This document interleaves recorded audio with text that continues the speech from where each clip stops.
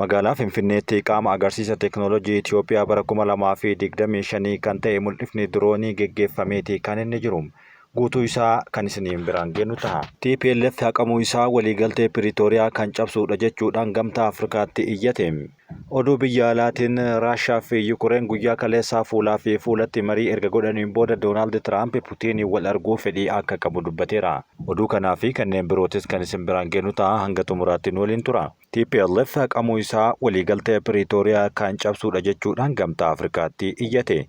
Dura taa'aan adda bilisummaa uummata Tigraay TPLF Dabratsiyoon Gabra Mikaa'el boordiin filannoo biyyaalessaa Itoophiyaa beekamtii seera qabeessummaa TPLF haquu isaa waliigaltee Piriitooriyaa bara 2022 mallatteeffame kan cabsuudha jechuun gamtaa Afrikaa akka gidduu seenu iyyateera. Dabratsiyoon Gabra Mikaa'el xalayaa caamsaa 15 dura taa'aa Komishinii Gamtaa Afrikaa Mahmud Ali Yuusufiif barreesseen murteen boordii filannoo Itoophiyaa caamsaa 14 beekamtii seeraa paartichaa haquuf dabarsee bu'uura waliigaltichaa balaadhaaf kan saaxilu akka ta'e akeekkachiiseera. Gochi kun bu'uura irraa seera qabeessummaa fi amanamummaa waliigaltee Piriitooriyaa kan cabsuudha kan jedhan Dabratsiyoon murtii kana tarkaanfii gama tokko mootummaan federaalaa dhimma siyaasaa akka dhimma bulchiinsa teeknikaa gochuudhaaf fudhatee ta'uu ibseera. Boordiin filannoo biyyaalessaa Itoophiyaa TPLF yeroo ji'oota 3 kenneef keessatti tarkaanfiiwwan sirreeffamaa fudhachuu dhabuu isaa eeruudhaan akka lakkoofsa Girigooriyaatti caamsaa 13 bara 2025 irraa kaasee beekamtii seera qabeessummaa isaa haquu ifatti beeksise.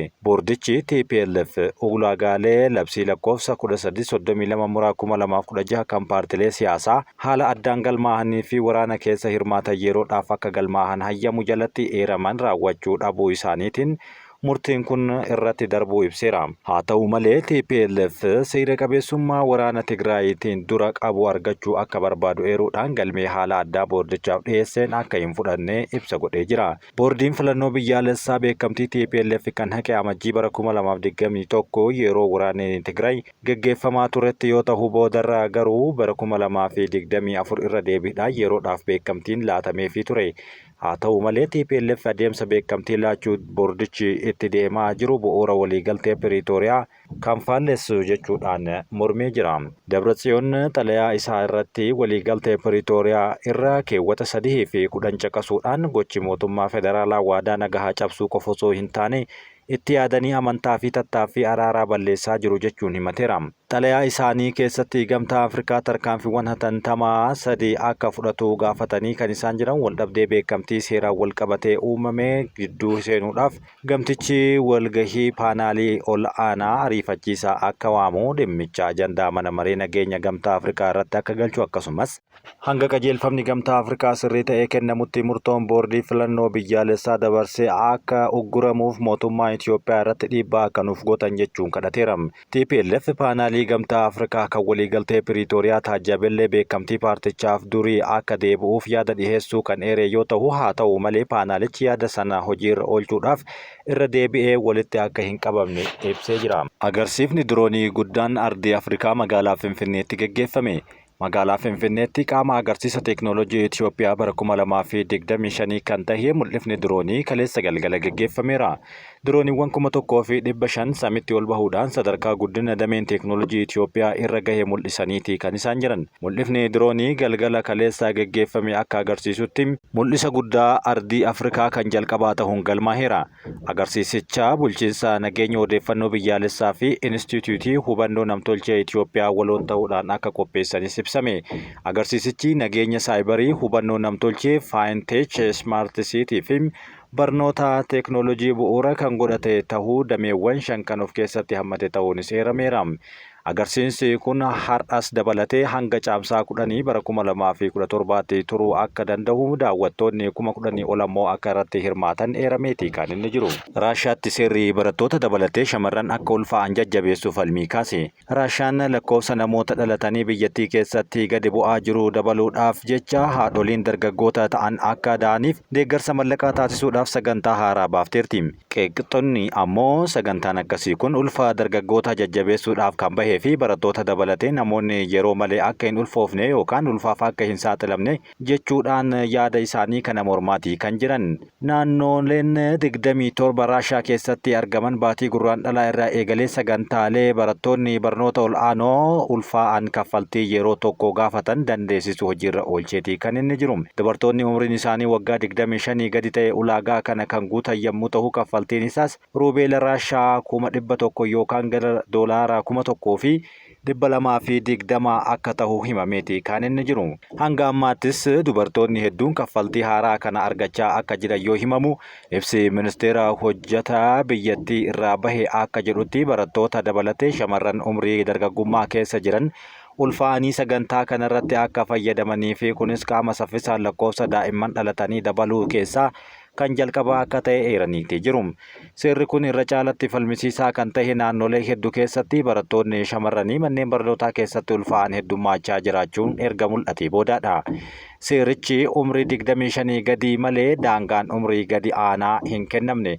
Kunis shamarran umriin isaanii waggaa 18 fi isaa gadi ta'an kan ilaallataa jedhamaa jira.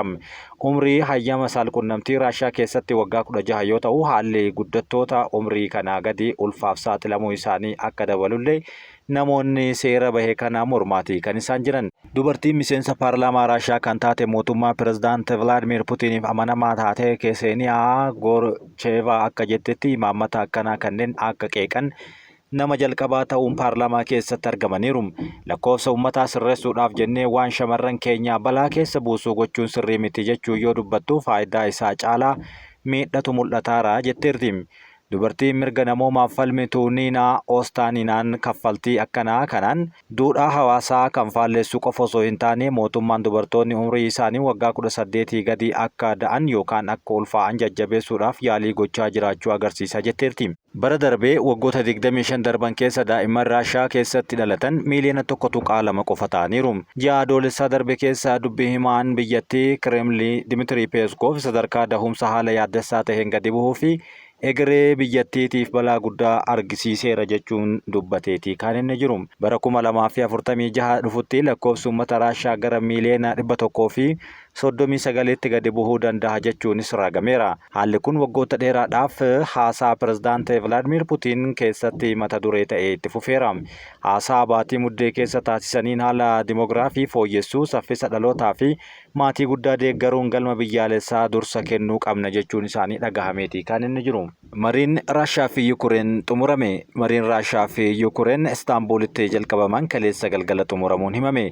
Gareen BBC Yukureen keessaa jila Yukureen waliin mari'achaa irratti argaman keessaa marichi xumuramuu isaanii ifa yeroo godhan biyyoonni lameenuu hidhamaa waraanaa yookaan immoo booji'amtoota akka waliif deebisan dubbataniiru.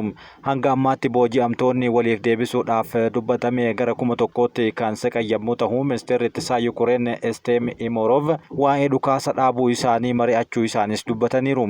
Marii biraa itti fufuun biyyoonni lameen waliigaluu isaanii kan ibsan yommuu ta'u guyyaa isaa garuu ifa osoo hin godhin ammas hidhamtoota waraanaa 1,000 wal jijjiiruuf waliigalleerra jechuun dubbataniiru. Zeleniskii fi Puutiin qaama wal arguun akka mari'atanis ka'ee irratti dubbatamu ministeerri waraanaa Yukureen kun dubbataniiti kan isaan jiru. Kun osoo kanaan jiru Tiraamp saffisa danda'ameen Puutiin waliin wal arguu barbaada jedhan. Amma pirezidaantii Ameerikaa Doonaald Tiraamp irraa dhimma Yukureeniif Raashiyaa gidduutti dhagahamaa kan jiru yommuu ta'u marii nagahaa Raashiyaa fi Yukureen irratti yeroo nuti itti hojjannu ammaadha. Hojiirra oolchuudhaafis deemaa jirra jechuun Tiraamp dubbate. Itti dabaluunis akkuma dandeettii fi Puutiin waliin wal arguu keenyatti ni hammaata jechuun dubbateera. Tiraamp kaleessa hanga inni fi Puutiin qaamaan wal arganitti mariin nageenyaa jijjiiramni guddaan akka hin mul'anne dubbateera. Akka yaadachiisa isaaniitti pirezidaantiin Ameerikaa imala isaanii gara baha giddu galeessaatti taasisaniin guyyaa dhumaarra kan jiran yommuu ta'u qophii mana maree biizinasii Yuunaayitid Arab Emireet keessatti geggeeffame irratti haasaa yeroo taasisaniin dhimma Raashiyaa fi dhimma Yukureenis dubbataniiti kan isaan jiran. Dhimma kana malee dhimma Gaazaa akkasumas dhimma Sooriyaas kana keessatti kaasanii bira darbanii jiru. Waraanni Gaazatti mudate hanga ammaatti cimee itti fufuun dubbatamaa jira.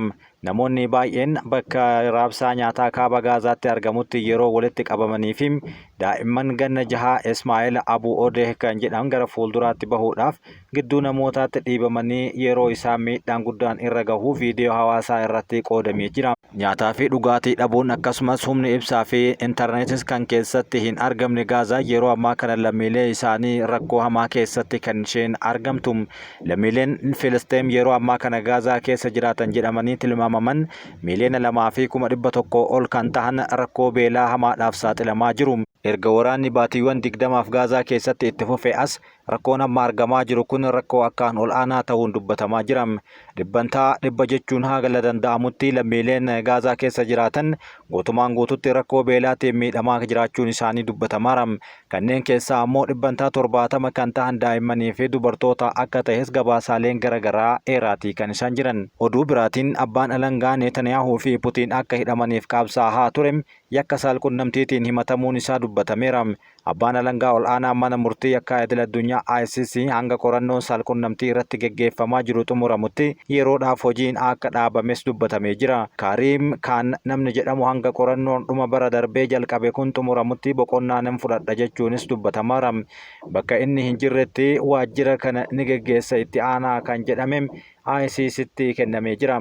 Akka gabaasni miidiyaalee kanaan dura himanitti himannaa Kim irratti baname fedhii malee nama tuquu fi miidhaa saalaa kan jechuun irratti himatameera. Dhaabbileen hedduu fi hojjettoonni ICC kanaan dura yeroo qorannoo kanaa Karim akka aangoo gadhiisanis gaafatanii turan. Qorannoon alaa waajjira tajaajila to'annoo keessaa yookaan UN kan durfamu yoom akka xumuramu garuu wanti beekame hin jiru. Reuters xalayaa inni yeroodhaaf boqonnaa akka fudhatu hojjettoota isaatiif erge kan dubbate yommuu ta'u, xalayaa kana keessatti Karim aangoo isaa yeroo hunda gama jala akka ture dubbatee jira. Murteen koo amanamummaa waajjira keenyaa fi mana murtiitiif akkasumas qulqullina adeemsa kanaa eeguudhaaf jecha kan fudhatamedha jechuudhaan xalayaa kana keessatti harkuma isaatiin akka katabee Reuters dubbiseera. Qorannoon kun kan dhufe yeroo ICC fi Karim waraana Gaazaa wal qabatee muummicha ministeeraa Israa'el Benjaamin Netanyaahuu yakka waraanaa idil-addunyaatiin akka to'atamu jechuun ajajeen guyyoota keessattidha. Israa'el miseensa ICC kan hin taanee fi mootummaan Israa'el Netanyaahuun ammoo himannaa kana cimsanii kan waakkatanidha. Baatii gurraandhalaa yeroo Netanyaahuun Washington DC'tti daawwannaa godhee fi pirezidaantii Ameerikaa Doonaald Tiraamp wal arge qondaaltota ICC irratti qoqqobbii kaahanii turan. ICC'n qoqqobbiin Ameerikaa mana murtichaa balaadhaaf saaxiluu ibsuudhaan biyyoonni miseensa isaa fi hawaasni idil-addunyaa haqaa fi mirga namoomaatiif akka dhaabbatan waamicha dhiheessanii turuun isaa ni yaadatama.